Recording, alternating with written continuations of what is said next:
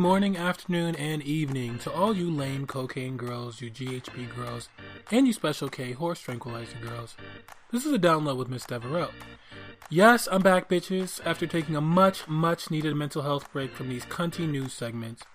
But today is Monday, July 20th, 2020, and here are the news stories you need to know going into your week.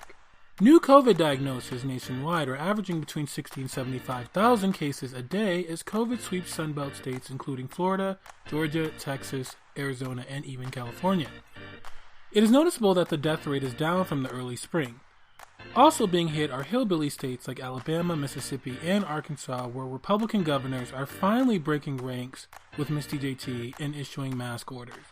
Ms DJT showed her ass and her disastrous mental decline this weekend in an interview with Fox News' Christopher Wallace, where she bragged about her score on a cognitive test, claimed once again that the coronavirus rates are only up because of testing, lied and said Joe Biden was for defunding the police, and disparaged the 1619 Project. Note that we wish old white man Joe was for defunding the police, but alas, he is not. Trump also went on to deny the reality of his bad nationwide and swing state polling in another metaphorical claim that his dick is bigger than it really is. Unidentified federal law enforcement agents have taken to the streets of Portland in an unconstitutional power grab and a suspension of the writ of habeas corpus. These federal agents, who won't identify what agency they are with, are wearing military-like fatigues and driving unmarked cars while arresting protesters in Portland streets. These SS-style Nazi officers are being authorized by Acting Homeland Security Chief Chad Wolf and Attorney General Bill Barr. Some speculate that they may have ties to local white supremacist militias common to the Pacific Northwest and may even be mercenaries employed by defense contractor Eric Prince. All of this is alleged, of course. Now, Eric Prince is the brother of Education Secretary Ms Deveraux, so liberals and progressives, please stay tuned and start buying guns and ammo of your own.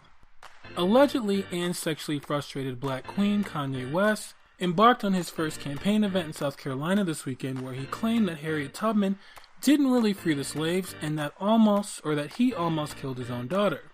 The last statement was a revelation around a planned abortion of his firstborn child, Northwest. Now, Miss West recommended $1 million payment to anyone who produces an offspring, so we hope this queen gets the medication and therapy she needs within the week. We are also outraged by her many enablers, some on her payroll, some that she's married to. Lastly, we lost civil rights heroes Reverend C.T. Vivian and Congressman John Lewis this past Friday. Both men were Presidential Medal of Freedom recipients and freedom riders who rode on buses through the South to make sure that public spaces were free from segregation. Both men also were horrifically beaten in an attempt to register voters in Selma, Alabama, and elsewhere.